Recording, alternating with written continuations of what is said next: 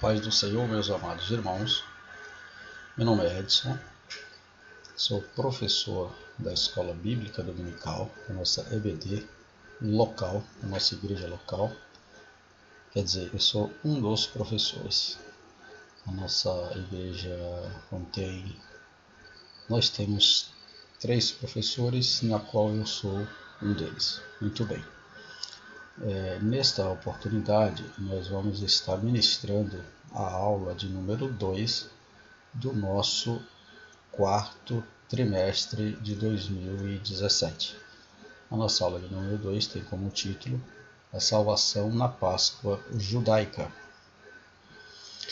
E eu quero desde já pedir aqui desculpas aos queridos amados irmãos que irão possivelmente fazer uso desse vídeo, desta videoaula, pelo fato de, infelizmente, eu tive vários problemas durante a semana, não foi possível postar esta aula com antecedência para que os irmãos pudessem usufruir aí antes do dia da sua aula na sua igreja. Mas é um estudo bíblico, né, na qual nunca tem a palavra de Deus, ela não tem prazo de validade. Todo dia ela é bem-vinda. E o estudo bíblico é assim, todo dia é bem-vindo, todo dia nós estamos aprendendo um pouco mais. Então você que tem a oportunidade, assista esta videoaula. Ela vai enriquecer o teu conhecimento, independente aí do dia da tua aula que você teve na sua escola bíblica, tá? E vai ser bênção para a tua vida. Amém, amados? Então vamos à nossa aula. O nosso texto áureo nos diz o seguinte: Eu sou o Senhor, e vos tirarei de debaixo das cargas dos egípcios, vos livrarei da sua servidão, e vos resgatarei com braços estendidos e com juízo grande. Êxodo, capítulo 6, versículo 6. A nossa verdade prática nos diz: a libertação do povo israelita vislumbrava um plano divino maior: libertar e salvar a humanidade. Amados, aqui entre o nosso texto áureo e a nossa verdade prática, já vemos aqui uma grande promessa de Deus para o seu povo que estava escravo na servidão do Egito. Então aqui há uma promessa onde o Senhor está dizendo que Ele é o Senhor que irá tirar o povo de debaixo da servidão, da carga dos egípcios. Então este é o tema desta lição. Nós vamos estar falando aí nos próximos minutos a respeito do grande salvamento, né, do Senhor para o seu povo, na qual essa lição, ela, como eu já falei para os irmãos, ela tem como título a salvação na Páscoa judaica, tá? Então, a salvação na Páscoa judaica, e nós trazemos aqui no nosso texto áureo já uma parte do que essa lição vai estar falando aí nos próximos minutos para nosso conhecimento, enriquecimento do nosso conhecimento bíblico. Muito bem. A nossa leitura bíblica em classe se encontra no livro de Êxodo, no capítulo de número 12, e o versículo 21 ao 24, e depois o versículo 29. Não vou ler, como eu tenho feito aí, acostumo não ler, para nós ganharmos tempo, vamos para o próximo passo. Esta aula nós temos aí 3 objetivos específicos. O primeiro objetivo específico é mostrar como se deu a instituição da Páscoa. Nosso segundo objetivo é explicar a importância e o significado do Cordeiro da Páscoa. O terceiro objetivo específico é tratar a respeito da relevância do significado do sangue do Cordeiro na Páscoa. Então, esses são os 3 objetivos específicos que vamos tratar esta lição. Também essa lição está dividida em 3 tópicos, tá?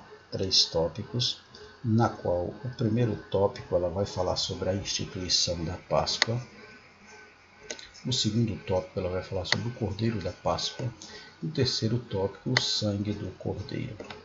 Muito bem.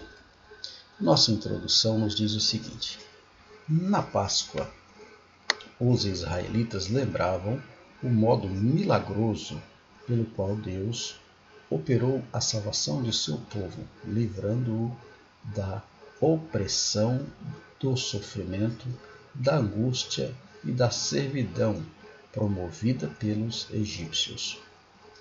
Era lembrança da fidelidade de Deus à sua promessa, do seu amor libertador e do cuidado sem igual em favor de seu povo. Então, amados, aqui nós vemos na introdução, tá certo? O povo judeu, né, o israelita, lembrando, tá? O motivo, o modo milagroso que o Senhor operou para salvar o seu povo da servidão, né, que eles sofriam com muita angústia, né, através lá dos egípcios. E nós vemos aqui estas maravilhas. Então, nesta lição, estudaremos os aspectos chaves e simbólicos da Páscoa e o novo significado que tão importante celebração assumiu com a morte e a ressurreição de nosso Senhor Jesus Cristo. Essa lição irá tratar desses assuntos, o aspecto chave simbólico da Páscoa e o novo significado, tá certo? Que tão importante celebração assumiu a morte e a ressurreição de nosso Senhor Jesus Cristo. Esse é a nossa lição que nós vamos estar estudando. Bom, nosso primeiro tópico, a instituição da Páscoa. E também nesse primeiro tópico nós temos 3 subtópicos, onde o primeiro subtópico vai falar sobre o livramento nacional, o segundo subtópico, a libertação da escravidão, e o terceiro, a nova celebração judaica. Tá certo? Muito bem. Primeiro subtópico, livramento nacional. Vamos estar lendo aqui essa passagem da nossa revista, tá? Aconselho os irmãos que estejam de posse da sua revista da Escola Bíblica para acompanhar as leituras e as nossas explicações, que nada mais, nada menos está sendo feitos os nossos comentários dentro dos assuntos da revista. Então, é muito importante os irmãos acompanhar com a leitura da revista da Escola Bíblica Dominical. Muito bem, vamos lá. Para o povo judeu, ou para o povo de Israel, a Páscoa representa o que o dia da independência significa para um país colonizado por uma metrópole. Mais ainda, essa magna celebração significa a verdadeira libertação experimentada por uma nação expressa pela liberdade espiritual do seu povo para servir ao Deus Criador. O que é isso, meus amados? Isso aqui nos está dizendo que para o povo de Israel, a Páscoa, o significado, a representatividade para eles da Páscoa é como uma libertação de um país colonizado por uma metrópole. Isso para os israelitas é o que significa o significado da Páscoa, ou seja, um símbolo de liberdade total, certo? É a independência que eles agora adquirem através das mãos poderosas do Senhor. Então, por isso, eles são muito gratos a Deus por este tão grande livramento que o Senhor concedeu. Livramento esse que por isso chama livramento nacional. Por quê? Porque foi para todo o povo que estavam escravizados lá no Egito. Então, aqui quer dizer que a nação ela era experimentada por uma nação, ou seja, expressa pela, eles não tinham liberdade, liberdade espiritual. Então agora eles têm o povo para servir a Deus Criador. Ele não tinha liberdade espiritual para servir o Deus que o criou, o Deus Criador. Então agora eles passam a ter essa liberdade através do livramento que Deus deu. Então isso é motivo para eles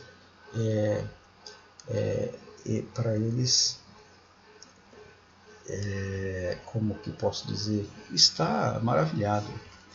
Olha, historicamente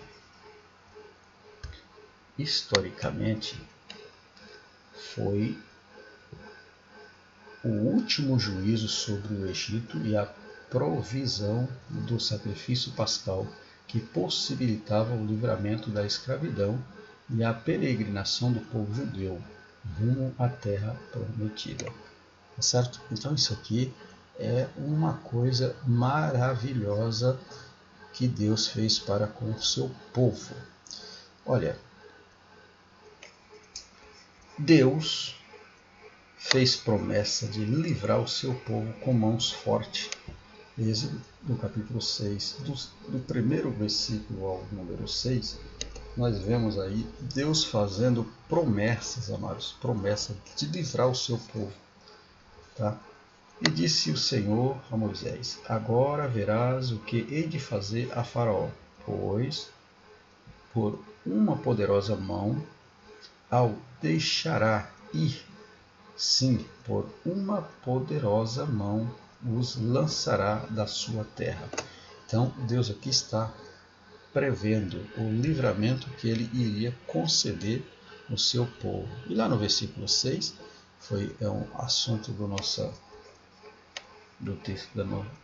textual, quando diz: portanto diz os filhos de Israel, eu sou o Jeová, eu vos tirarei de debaixo das cargas dos egípcios, livrar-vos-ei da sua servidão e vos resgatarei com braço estendido e com grande juízo. Tá? Então o Senhor aqui está dizendo que ele iria fazer isso para o seu povo. Tá? Temos aqui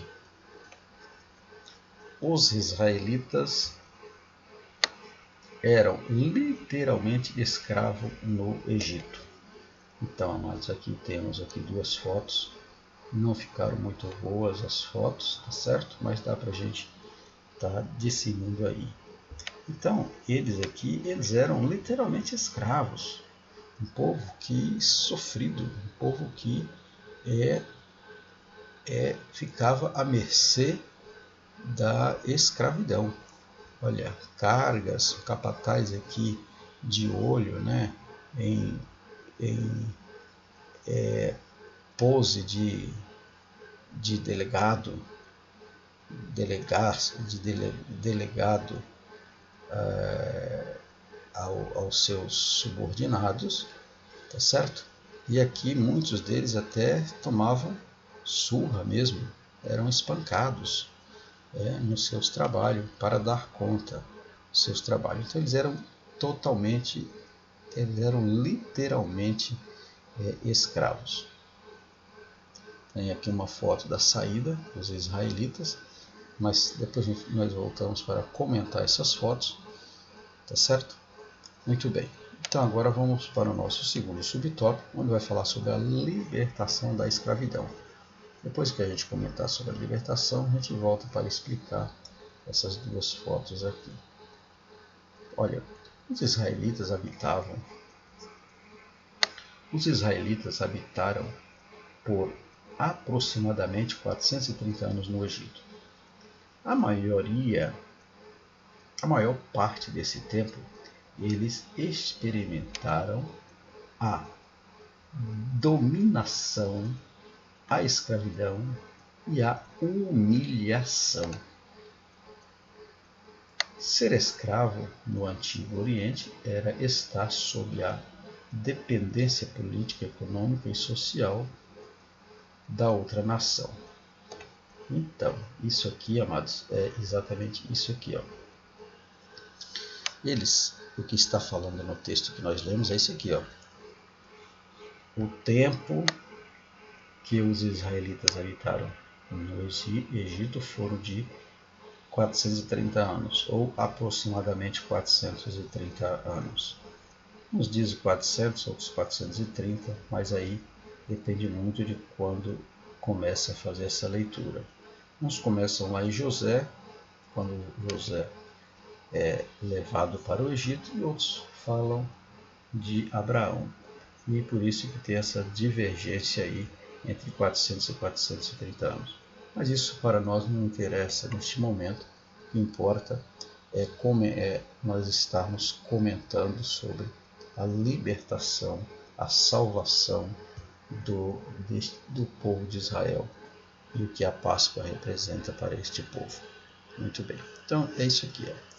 Essa foto também não ficou muito legal, mas aqui nós vemos aqui eles sendo escravizados, e eles eram isso aqui, ó. Eles eram isso. Olha, total dominação. Eles eram total dominados pelo Egito, os egípcios. Olha, eles viviam em total escravatura. E eles também viviam total humilhados. Eles sofriam total humilhação, das mais severas possíveis que um ser humano pode ter. Então, amados, por isso que eles são gratos. Eles são gratos a Deus. Por quê? Porque Deus os resgatou da servidão do Egito. Muito bem. Olha, dando continuidade aí na leitura da nossa lição, diz aí, ó, a religião e a ser professada pelo povo escravo era a da nação dominadora. Logo, não havia dignidade nacional para o escravo. Tá certo? Então não havia dignidade nacional para o escravo. Olha, eles eram, os israelitas, eles eram o que? O povo monoteístas. Eles acreditavam num único Deus, e eles jamais adoravam outros deuses. Mas os egípcios, eles eram um povo politeístas, e eles adoravam vários deuses. Aqui tem uma foto aqui de alguns dos deuses deles. Então, e eles obrigavam a adorar ao povo de Israel adorar este Deus. Mas Israel não se curvava diante dos deuses egípcios. Vamos comentar aqui este assunto. Olha, os israelitas não adoravam os deuses egípcios, mas adquiriram algumas práticas ou costumes egípcios. Aí Deus, ao tirar o povo do Egito, agora exige que eles larguem estes costumes e práticas. Então, amados, vamos continuar a leitura para a gente comentar. Outra coisa importante, as pragas não foram simplesmente para castigar ao povo egípcio, e sim também para mostrar que o Todo-Poderoso é só o Deus de Israel. O Todo-Poderoso é só o Deus de Israel. E que os deuses egípcios não tinham poder algum, ou nenhum, porque cada praga estava relacionada a um tipo de Deus. No caso das rãs mesmo, tinha, olha, no caso das rãs mesmo,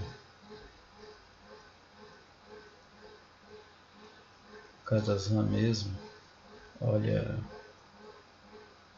tinha um Deus em forma de rã, e a rã não se acabavam. Então mostrava que seus deuses não tinham nenhum poder. Na última praga, que é a do primogênito, tinha um deus por nome de Ra, que eles consideravam que era o Deus da vida. Então, se o Deus da vida não conseguia acabar com aquelas pragas, não podia dar crédito a um Deus desse. Tá certo? O que é isso, amados? Aqui é o seguinte. No primeiro comentário, eu disse aqui que os israelitas não adoravam os deuses egípcios. Isto era verdade. Só que, ao longo do tempo, eles adquiriram práticas ou costumes egípcios. E agora, Deus, tirando ele lá do Egito, Deus agora exige que eles não mais continuem com estas práticas e costumes que eles adquiriram. O que isso quer dizer com a nossa atualidade hoje? Quer dizer o seguinte: muitas das vezes nós, ou muitos de nós, ou quando eu falo nós, eu estou falando da Igreja de Cristo na Terra de modo em geral, dos crentes de forma em geral, tá certo? Não estou falando eu ou algum de nós presentes na atualidade, mas de forma em geral. Às vezes nós queremos servir a Deus e nós quando a gente vem lá do mundo, a gente traz costumes do mundo. E às vezes a gente não quer abandonar esses costumes e quer servir a Deus. Isso não condiz com a nossa crença. Uma vez que nós aceitamos a Cristo como nosso único e suficiente Salvador, nós entramos no processo de santificação e agora nós precisamos trabalhar para ser nova criatura. Então nós precisamos largar os costumes. Aqui os egípcios, Deus exigiu que eles largassem os costumes e as práticas que eles adquiriram, embora eles não servissem outros deuses, não servissem aos deuses egípcios, mas eles tinham práticas e costumes egípcios, e Deus não permitia que isso continuasse acontecendo. Muito bem. Outra coisa aqui importante que eu comentei aqui é sobre as pragas. As pragas não eram só simplesmente para castigar o povo egípcio, mas também para mostrar que só o Senhor é o Deus de Israel. Só Ele é Deus. Então Deus aqui queria não só executar juízo para os egípcios, mas também mostrar para o seu próprio povo que só ele era Deus e que ele era capaz de resgatá-los, eles lá, com seu braço forte, e que eles não precisavam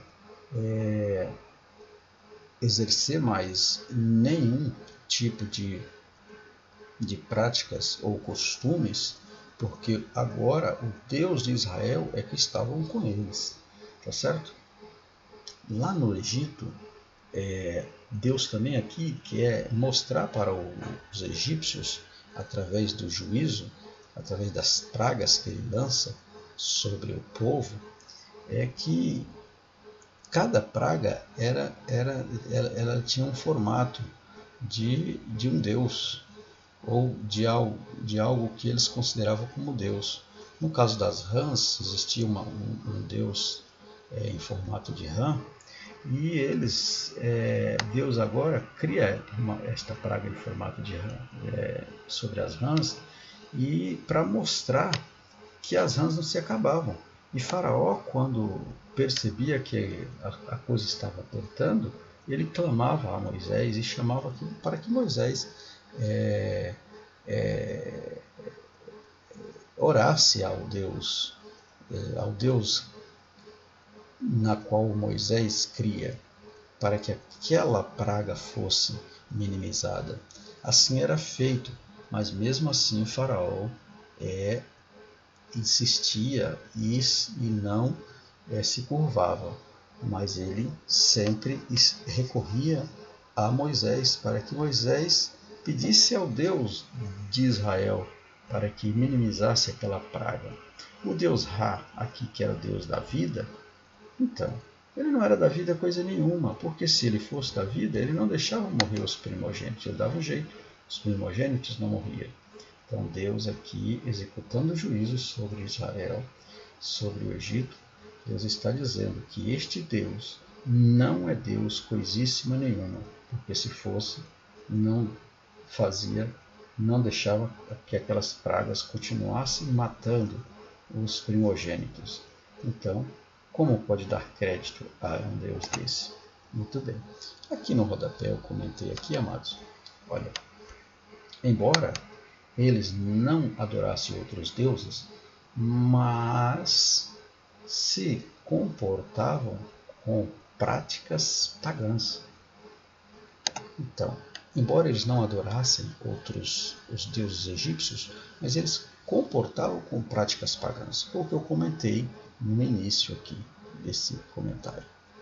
Muitas pessoas vêm para a igreja sendo crentes e traz práticas pagãs lá do mundo e continua dentro da igreja com as mesmas práticas. A Bíblia diz que nós, quando aceitamos a Cristo, nova criatura nós somos. Então precisamos sim largar essas práticas. Com essas práticas aqui que Deus abomina e peça e exige que o povo agora, buscando a Ele, após uma tão grande libertação, tinha que deixar. Comentei também aqui, tem crente que não sai de casa antes de ver seu signo, o seu horóscopo. Isso aqui é verdade, é certo?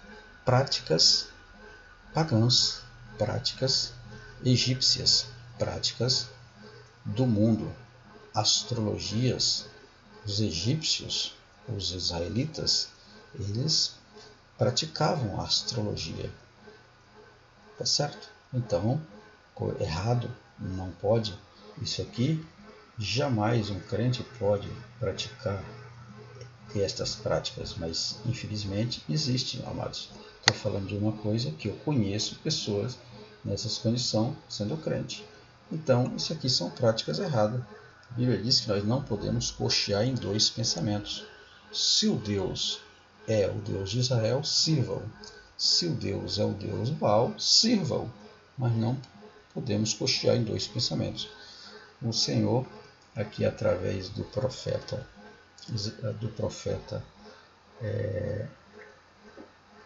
Elias, né, colocando à prova ali os profetas de Baal, ele fez esse desafio, né, sobre o coxear em 2 pensamentos. E nós conhecemos a história e sabemos do resultado. Amados, é isso que o Senhor quer da nossa vida. Precisamos crer nele e somente nele. Muito bem. Entretanto, no caso dos israelitas, o Deus Todo-Poderoso ouviu o gemido de seus filhos e dos filhos de Israel, aos quais os egípcios escravizavam, e elaborou-se da sua aliança, e lançou-se da sua lembrou-se da sua aliança, O sofrimento da escravidão, o clamor do povo chegou a Deus, que lhe proveu o livramento. O povo sofria, passando por todo esse processo, e aí eles gemeram e clamaram. E aí Deus ouve, Deus lembra da aliança que tinha feito com o seu povo. Capítulo 6, versículo 5 do Êxodo, nós vemos lá a promessa da aliança que o Senhor faz com o seu povo. E agora Deus monta um plano para a salvação deste povo. Muito bem. A ordem de Deus. Qual foi a ordem de Deus? Deus suscitou Moisés como líder para essa missão. Êxodo capítulo 3 e o capítulo 4. Em obediência ao chamado de Deus, Moisés compareceu perante Faraó e lhe transmitiu a ordem divina. Deixa ir meu povo. Esta foi a ordem que Deus deu para que Moisés dissesse a Faraó: deixa ir meu povo. Tá certo? Para conscientizar Faraó da seriedade desta mensagem da parte do Senhor, Moisés, mediante o poder de Deus, invocou pragas como julgamento contra o Egito. No decorrer de várias destas pragas, Faraó concordava em deixar o povo ir, mas a seguir voltava atrás. Uma vez a praga assustada, soou a hora da 10ª e última praga, aquela que não deixaria os egípcios nenhuma outra alternativa senão a de lançar fora os israelitas. Muito bem, conhecemos esta passagem, sabemos que Deus, através de Moisés, levanta e diz para que ele fosse até Faraó para pedir a liberdade, para que o Faraó deixasse o povo ir. Olha aqui, Deus mandou um anjo destruidor por todo o Egito com a seguinte ordem: eliminar todo primogênito, desde o homem até o animal. Êxodo capítulo 12, versículo 12. Temos aqui a ordem de Deus para que todo primogênito fosse eliminado. E nós estamos vendo aqui nesta foto o anjo destruidor, aqui já com espada na mão. Vemos aqui já algumas pessoas mortas aqui nesta escadaria, e isso foi uma ordem de Deus. Vamos entender esta ordem aqui no nosso próximo slide. Fiz a seguinte pergunta para a nossa meditação: Como Deus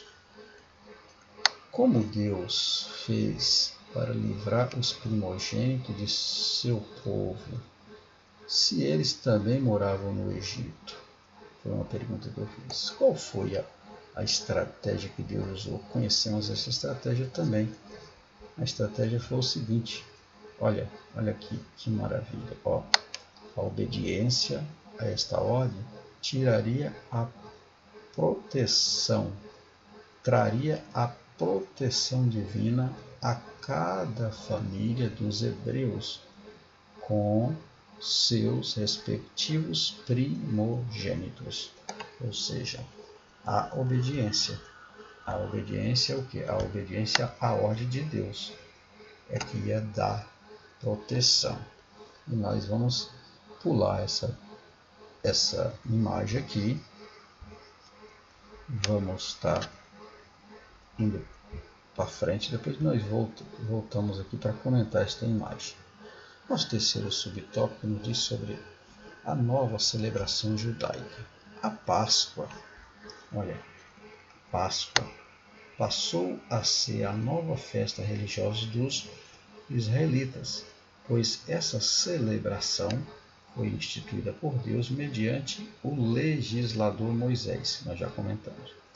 E um novo ano religioso começou. Êxodo, capítulo 12, do versículo 1 ao 20, vai estar falando sobre esta missão de Moisés. Olha, Deus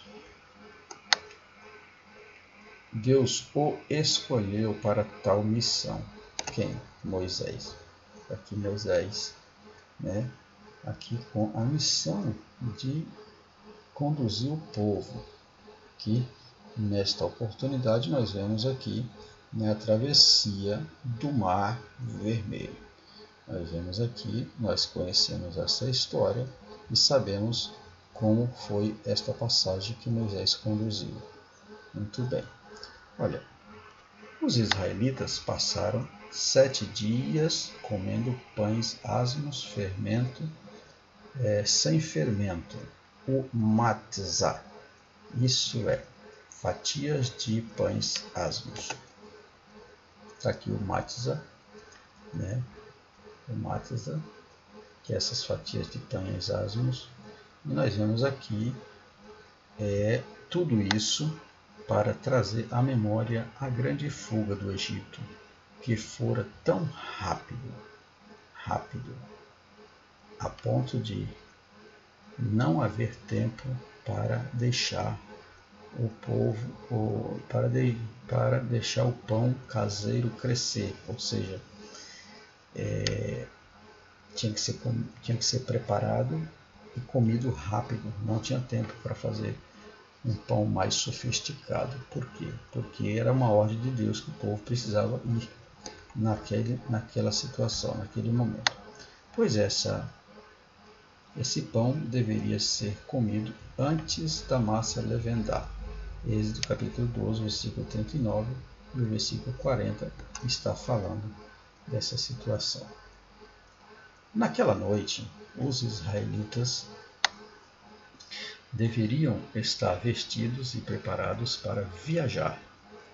A ordem recebida era para assar o cordeiro e não fervê-lo, e preparar ervas amargas e pães sem fermento.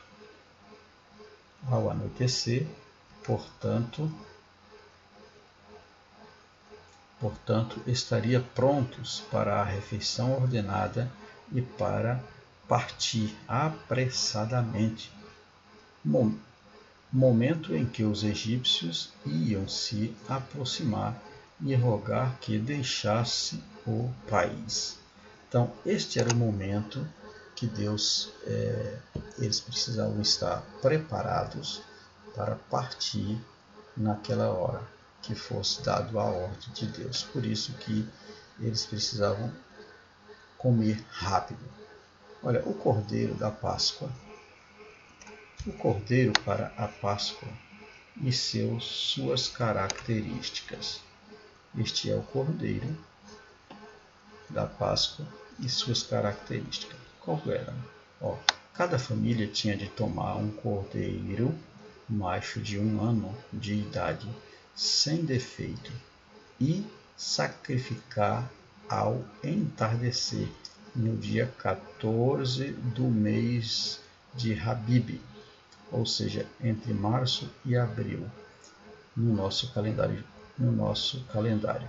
A família menor podiam repartir um único cordeiro entre si. Êxodo capítulo 12, versículo 4. O que nós aprendemos aqui nessa passagem? Nós aprendemos que Deus agora, sabendo que o povo poderiam alguns desobedecer, Deus agora cria uma estratégia. E eu vejo aqui uma grande estratégia evangelística do próprio Deus para seu povo. Como assim? Da seguinte maneira: Deus cria uma estratégia aqui de família participar, famílias vizinhas, família maior, família menor com família maior. E não simplesmente uma família individual. E nós lemos o texto sagrado, onde diz que se a família fosse pequena para um cordeiro, então que ele se juntasse à família vizinha. Isso aqui, amados, nos dá uma intuição de unidade. De unidade. Porque a unidade é importante na vida espiritual. Então aqui Deus está trazendo uma revelação de unidade para que, se algum desses tivesse uma ideia de não obedecer, a família, alguém que faziam parte da família, dizia: opa, não, vamos sim, vamos à frente, vamos à luta no nome de Deus. E vamos fazer exatamente como foi ordenado. Por esse motivo, Deus os salvou. Vamos adiante. E como que era feito esse processo? Era feito da seguinte maneira. Para o sangue do cordeiro, parte do sangue do cordeiro sacrificado, os israelitas deveriam aspergir nas duas ombreiras e nas vergas das portas da sua casa. Quando o destruidor passasse por aquela terra, ele passaria por cima.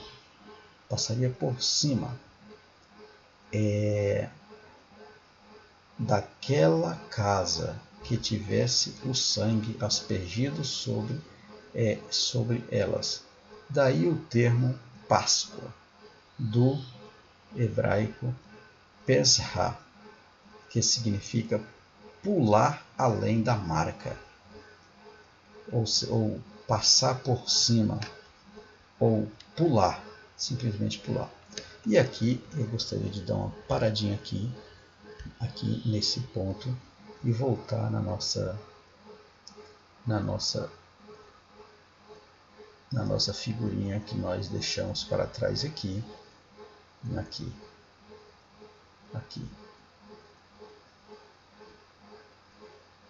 Muito bem, vamos comentar aqui essa foto. A Bíblia diz que o Senhor ordena para que o povo de Israel pegasse um cordeiro, né? E nós lemos lá que ele deveria ser de 1 ano, sem defeito, né? Teria que ser macho, e que eles iriam matar este cordeiro para a celebração da Páscoa. O que eles iam fazer este cordeiro? No dia 14 do mês de Abib, entre março e abril, no nosso calendário, eles iam pegar este cordeiro, matar, e parte do sangue eles iam aspergir nas ombreiras e nas vergas, nas ombreiras e nas vergas das portas. Para quê? Para que a ordem de Deus, nós lemos também a ordem de Deus, aqui a ordem de Deus era que matasse o anjo destruidor, passasse pela terra do Egito para eliminar todo primogênito. E a ordem de Deus foi o seguinte: este sangue aspergido nas ombreiras das portas dos hebreus ou dos judeus. ou dos israelitas. Ela daria proteção. Como assim proteção? Sim, o sangue seria visto pelo destruidor. E quando isso acontecesse, que ele viesse aqui, chegasse na casa e tivesse o sangue aspergido sobre as ombreiras das portas, o que ia acontecer? O anjo destruidor, ele fazia o seguinte, olha, ele passa por cima e não entraria na casa que tivesse o sangue. Louvado seja o nome do Senhor Jesus Cristo para todo o sempre, amados. Isso aqui é coisa maravilhosa. O sangue, amados, o sangue de Jesus Cristo, o sangue do Cordeiro dava proteção, deu proteção aos israelitas. E nós vamos mais na frente comentar sobre o poder do sangue e o que este sangue é para nós hoje. Então aqui eles passavam por cima, porque o sangue era que mostrava, o sangue era a marca que o destruidor via aqui, eles viam a marca, então ele não podia com esta marca. O inimigo ele não pode com a marca de Cristo. Se você tem esta marca, você já foi selado, você já foi marcado com este sangue. O inimigo não pode com a tua vida, porque tu tem dono, o teu dono é Jesus Cristo de Nazaré. E a Bíblia diz que o anjo do Senhor acampa ao nosso redor e nos livra e nos guarda do inimigo, das astutas ciladas satânicas, porque o Deus de Israel é o nosso protetor. Amém, amados? Que coisa maravilhosa essa explicação aqui. Muito bem. Vamos à frente, lá onde nós paramos, para que nós damos continuidade a este processo. Olha, assim, pelo sangue do Cordeiro morto, os israelitas foram protegidos da condenação à morte executada contra todos os primogênitos egípcios. Foi o que eu acabei de explicar.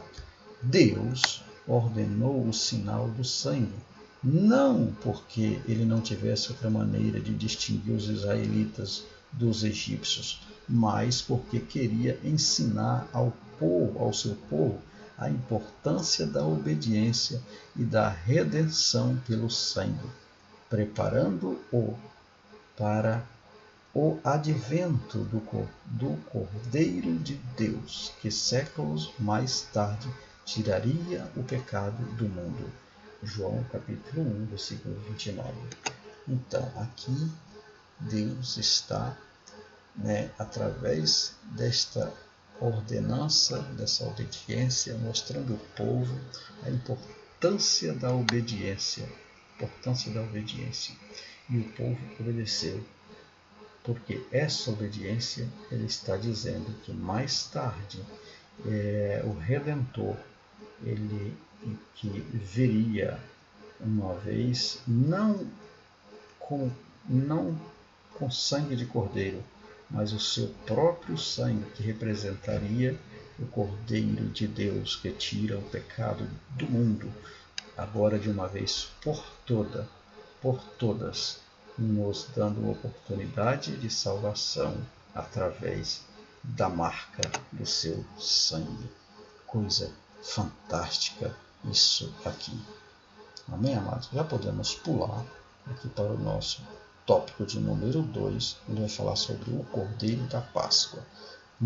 Neste tópico nós temos 2 subtópicos: o Cordeiro do Antigo Testamento, Jesus, o verdadeiro Cordeiro Pascal.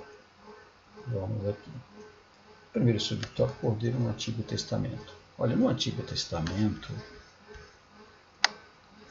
o Cordeiro constituía parte fundamental do sacrifício oferecido para a remissão de pecados. Tá certo? Aqui, amados, o cordeiro não tinha capacidade. O sangue lá no Antigo Testamento, ele não tinha capacidade de remir pecado. De remir. Ou seja, ele apenas cobria por um tempo, tinha prazo de validade. Então ele não remia pecado, ele cobria pecado. O sacerdote, conhecemos o processo que o sacerdote fazia uma vez por ano, oferecia aquele sacrifício, em prol dele e em prol do povo, para cobrir o pecado da humanidade, do povo. Agora Deus, vamos ler aqui mais na frente para entender essa passagem. Ele foi introduzido na cultura dos israelitas quando Deus libertou o seu povo, conforme nos relata o Êxodo capítulo 12, versículo 3 ao 10. Para oferecer o cordeiro em sacrifício, o sacerdote e o povo deveriam observar algumas exigências. Olha, o animal deveria ser completamente limpo, não poderia haver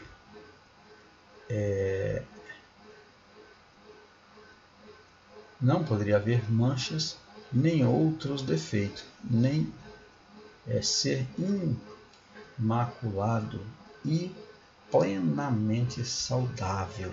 Levítico capítulo 4, versículo 32 e Números capítulo 6, versículo 14. Está falando essas referências. Muito bem. O que é isso? Olha, todo esse processo, todo esse símbolo apontava para Jesus, o verdadeiro Cordeiro Pascal. Temos aqui, amados, um cordeiro sendo oferecido aqui em sacrifício. Esse sacrifício era um sacrifício provisório, onde precisava ser sempre morto com um cordeiro para fazer o processo ritual. Esse cordeiro ele deveria ser um animal limpo, não poderia ter manchas, deveria ter sem defeito, não teria nenhum defeito, ser imaculado e completamente saudável. Isso aqui já apontando para Jesus, o verdadeiro Cordeiro Pascal. E nós vemos aqui, nessa imagem aqui, nós vemos aqui Jesus na cruz do Calvário, agora substituindo este sacrifício. Ele, o Cordeiro, substituindo o sacrifício que era provisório, esse sacrifício. Mas agora ele veio definitivo aqui para substituir. E agora não mais o sangue de animal, mas o sangue do Cordeiro. Esse sim, esse é suficiente para tirar o pecado do mundo e para nos dar a vitória. Nosso segundo subtópico, Jesus, o verdadeiro Cordeiro Pascal. Olha, a Páscoa cristã é o memorial de como Deus substituiu os sacrifícios temporários por um único e definitivo. É o que eu acabei de explicar. O sacrifício do cordeiro, do carneiro para os israelitas era um sacrifício que ele não era um sacrifício que ele não era definitivo. Olha, ele era um sacrifício temporário. Temporário. Mas Jesus, ele foi substituído por um definitivo. Jesus, o Cordeiro de Deus que tira o pecado do mundo, este Cordeiro aqui que tira o pecado do mundo, esse é definitivo. Esse sacrifício foi substituído por o Cordeiro definitivo. Louvado seja o nome do Senhor para todos sempre. Nesse aspecto, o Cordeiro do Antigo Testamento era sombra do apresentado no Novo. O morto desde a fundação do mundo. Então, este Cordeiro do Antigo, ele apontava para o Cordeiro de Deus, que tira o pecado do mundo, que ele já foi morto desde a fundação do mundo, que está escrito lá em Apocalipse, no capítulo 13, versículo 8. Olha, por isso, ao comemorarmos a Páscoa, devemos atentar seriamente para o glorioso feito de Jesus na cruz. Cristo é o fundamento, a essência da Páscoa. Se atentarmos para ele, nossa Páscoa torna-se, se não atentarmos para ele, nossa Páscoa torna-se vazia de sentido. Além disso, somos chamados a celebrar o verdadeiro Cordeiro com alegria e gratidão, pois, por intermédio dele, nossa culpa foi anulada definitivamente. É isso aqui, amados, a nossa Páscoa, nossas reuniões mensais que fazemos aí para a celebração da nossa Santa Ceia, definitivamente representa essa Páscoa, né? Essa Páscoa onde nós devemos atentar com seriedade, né, para o glorioso feito que Jesus fez na cruz, né? Olha, Cristo é o fundamento, a essência da Páscoa. Ele é o motivo, ele é a essência, ele é a providência que Deus tomou para nós. E nós celebramos isso lembrando do sacrifício que ele fez lá na cruz do Calvário para nos trazer a vitória, né, definitivamente, arrancar a culpa que estava sobre nós, anulando esta culpa de uma vez por todas, definitivamente. Amém? Então, temos aqui, né, este é o Cordeiro que foi substituído pelo Cordeiro, o Cordeiro é animal. O animal, ele foi substituído. Não mais o animal agora, mas o Cordeiro de Deus, aqui, ó, que tira o pecado do mundo. Esse sim é o nosso Cordeiro Pascal verdadeiro. Terceiro subtópico e último vai falar sobre o sangue do Cordeiro. E aqui também nós temos 3 subtópicos: o significado do sangue, o sangue do Cordeiro Pascal e o sangue da nova aliança. O significado do sangue. A primeira abordagem da Bíblia acerca do sacrifício está no livro de Gênesis, no capítulo 3, versículo 21, capítulo 4, versículo 1 ao 7. E o que diz lá? Diz o seguinte: olha, e o Senhor Deus fez túnica de pele para Adão e sua mulher e os vestiu. Gênesis capítulo 3, versículo 21. Temos aqui Adão e a sua esposa. Temos aqui o sacrifício do cordeiro, alguém sacrificando um cordeiro. E o que é isso? Aqui, amados, nós vemos que quando este casal ele peca, nós sabemos da história, que aqui um ficou jogando a culpa para o outro. Um diz que Deus era culpado porque tinha dado a mulher. Outro diz que a mulher diz que a serpente o enganou. E aqui ficou um clima chato, porque agora eles percebem que estavam nus e eles não sabiam o que fazer com a sua situação, porque o homem nunca sabe o que fazer. Deus é que sabe, é que tem o controle de todas as coisas, por isso nós temos que ter sempre a dependência em Deus, porque Ele é o provedor, é Ele que sabe todas as coisas. E esse casal, em vez de assumir a culpa, não, eles começaram a ficar buscando algum culpado. E Deus, pela sua infinita graça e misericórdia, Deus agora pega para si a responsabilidade destes dois moços aqui, digamos assim, né, entre aspas, ou diz a irresponsabilidade dos dois. Agora Deus diz assim: olha, eu assumo, e agora este animal será culpado. Olha que coisa maravilhosa que o Senhor diz. O Senhor pega este animal e pega e mata este animal. E a Bíblia diz que da pele do animal Deus faz túnicas, Deus faz roupas para vestir a irresponsabilidade do casal. Olha que Deus tremendo, que misericórdia de Deus maravilhoso.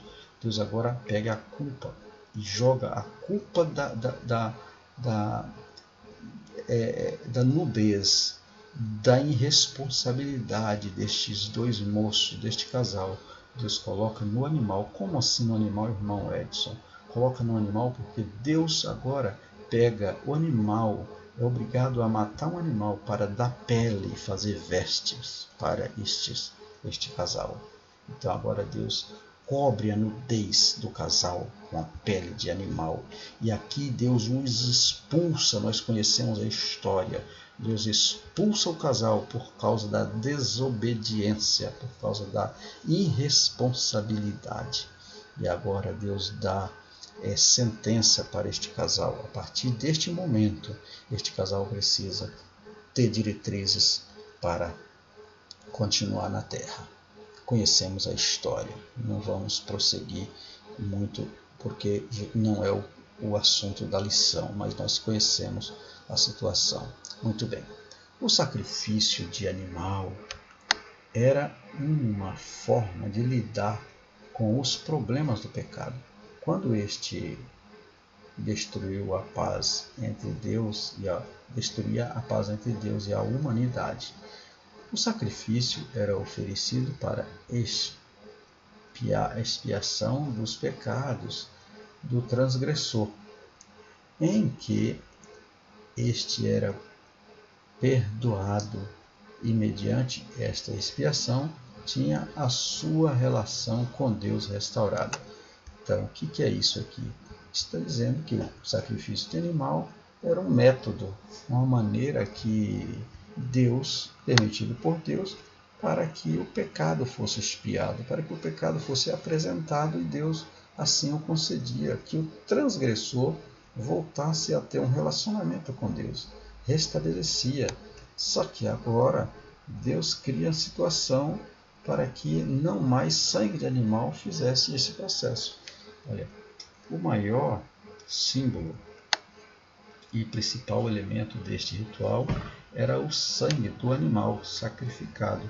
Isso porque sangue na Bíblia representa a vida, e a vida do animal derramada no sacrifício era o que restabelecia a paz entre Deus e o ser humano.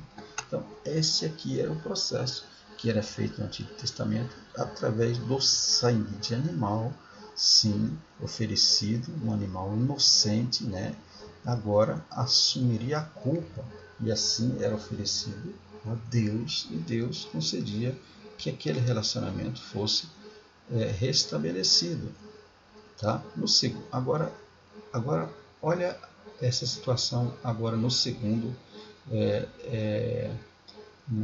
o sangue do Cordeiro Pascal, no nosso segundo subtópico. Diz assim, olha, antes do advento da Páscoa, da última Páscoa sobre os egípcios, da última praga sobre os egípcios, Deus ordenou aos judeus que preparasse um cordeiro para cada família. A orientação era a seguinte: após matar o cordeiro, os israelitas deveriam passar o sangue da vítima nas ombreiras das portas e de suas casas.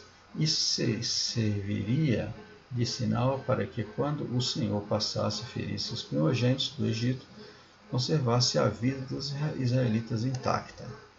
Olha, assim, a orientação divina protegeu os primogênitos israelitas, e o sangue do Cordeiro Pascal foi o símbolo de proteção deles diante da morte.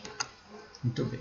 Nesse sentido, o sangue de Jesus, o verdadeiro Cordeiro, nos protege da morte eterna e da maldição originada pelo pecado. Está vendo, amados? Isso aqui onde diz que lá no Antigo Testamento o sangue representaria o livramento. O sangue foi dado lá no Antigo Testamento, foi orientado que o povo deveria passar nas ombreiras das portas,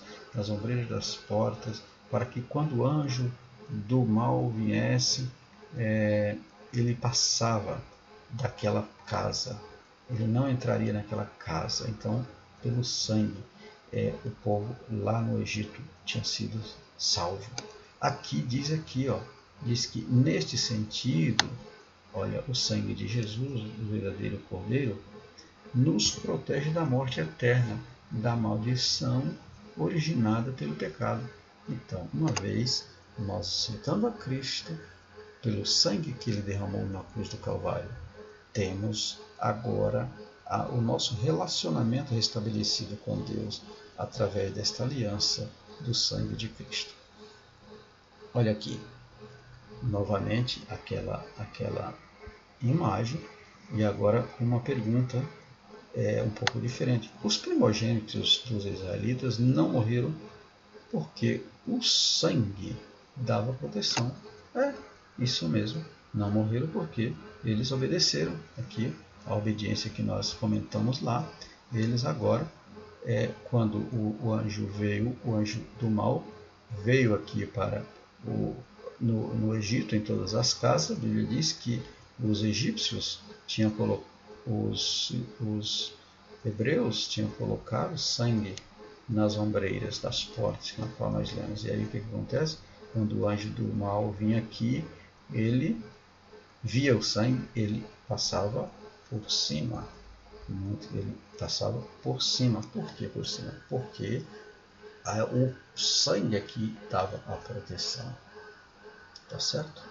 Então é isso, meus queridos e amados irmãos em Cristo Jesus. Nosso terceiro e último subtópico vai falar sobre a aliança, o sangue da nova aliança. Em um Novo Testamento, a celebração da Páscoa na última ceia, Jesus afirmou que o sangue era o símbolo da nova aliança. Ele diz, semelhantemente, depois de cear, tomou o cálice, dizendo: este cálice é o novo pacto em meu sangue, que é derramado por vós. Então, este foi o que o Senhor Jesus disse aqui em Lucas, no capítulo 22, versículo 20. Olha, semelhantemente, depois de cear, tomou o cálice, dizendo: este cálice é o novo pacto no meu sangue, que é derramado por vós. Aqui a última Páscoa, a última ceia do Senhor, ele disse estas palavras, e ele diz: não mais bebereis desse cálice, mas bebereis depois na glória. Louvado seja o nome do Senhor para todos sempre. Ele diz aqui: isto é para a memória, para lembrar do sofrimento. Este é um pacto que estou fazendo com vocês. Isso é coisa maravilhosa. Tá certo? Temos aqui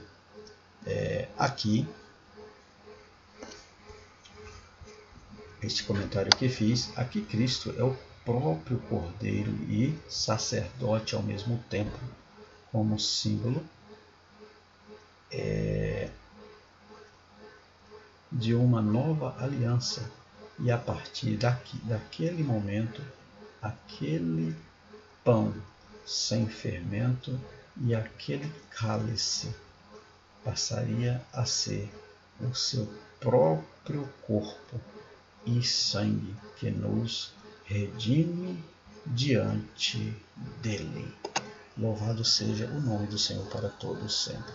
É isso, amados. Essa é a proteção divina do sangue do Cordeiro. A nossa conclusão nos diz o seguinte: a Páscoa para os judeus é a memória da ação salvadora de Deus. Então a Páscoa para o judeu é a memória da ação salvadora de Deus. É um momento que representa a a misericórdia de Deus. Eles são muito gratos pela misericórdia de como Deus proveu o salvamento, a salvação para aquele povo não tão sofrido ali no Egito. Para nós, os cristãos, e a recordação da ação redentora de Jesus em favor da humanidade. Então, para nós, a Páscoa, o que é? Ela é a recordação da ação salvadora de Jesus em nosso favor. Lembrar, ele diz assim, olha, que nós deveríamos beber em memória de mim. O apóstolo Paulo fala lá em 1 Coríntios, no capítulo 11, a partir do versículo 23, ele diz que o Senhor Jesus, nós deveríamos celebrar a Santa Ceia em memória de Cristo, em memória, ou seja, lembrando do ato do Calvário. Então é isso que ele está falando aqui. Cristo é a nossa verdadeira Páscoa, o Cordeiro único, o sumo sacerdote por excelência. Sumo sacerdote por excelência. Ele é o sumo sacerdote por excelência, amados irmãos em Cristo Jesus. Tá certo? Então, isso é coisa maravilhosa. Então, nós devemos receber a nossa Páscoa nesse sentido, a nossa Santa Ceia ser celebrada e nos alegrarmos sempre nesse sentido. Olha, seu sacrifício foi definitivo e completo. Isso aqui é uma verdadeira, não que as outras não sejam, mas isso aqui essa conclusão desta aula, eu achei ela muito fantástica. O nosso comentarista, ele foi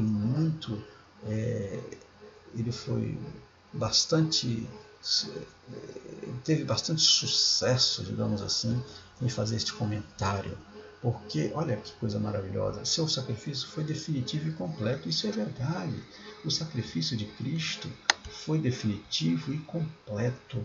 Este sacrifício aqui, amados, é infalível, aqui não tem falha, jamais terá, porque foi completo. Aquele que busca por este sacrifício, a Bíblia nos garante que tem salvação. Louvado seja o nome do Senhor. Muitas das vezes, amados, temos jeitinho para as coisas. Às vezes nós não queremos, nós vamos para Cristo e nós continuamos com práticas do pecado, com práticas do Egito, com práticas egípcias. E aí nós queremos que alcançar a vitória. Mas não é assim. O Senhor falou para o seu povo, olha, eu arranquei vocês daí do Egito, agora vocês precisam caminhar comigo. E para essa caminhada vocês precisam largar as coisas do Egito, tá certo? Então, uma vez largando as coisas do Egito, vocês são vocês é meu povo e eu serei o vosso Deus. É assim que ele diz.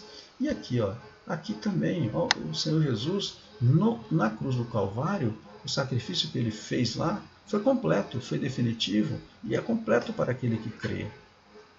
Louvado seja o nome do Senhor.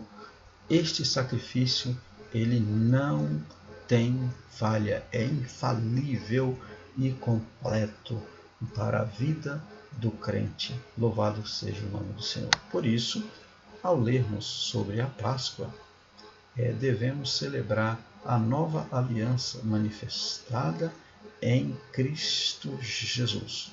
Hoje somos filhos de Deus mediante a nova e perfeita aliança no sangue do Cordeiro, que tira o pecado do mundo. Amém, amados? Foi bênção para você esse vídeo? Comente. Embora, como eu disse para vocês, está sendo postado com um certo atraso, mas isso são estudos da Palavra de Deus. É infalível. A Palavra de Deus ela é infalível. Ela todo momento na nossa vida ela nos traz coisas novas. Por isso, nunca perde o prazo de validade a palavra de Deus. Por isso, vale a pena você assistir, vale a pena você compartilhar, vale a pena você ter isso nos seus arquivos aí, para que você possa buscar inspiração nos estudos da Bíblia Sagrada para enriquecimento da tua vida espiritual. Amém, amados? Que Deus abençoe em Cristo Jesus e até a próxima aula, se Deus assim nos permitir. Amém? Que Deus abençoe.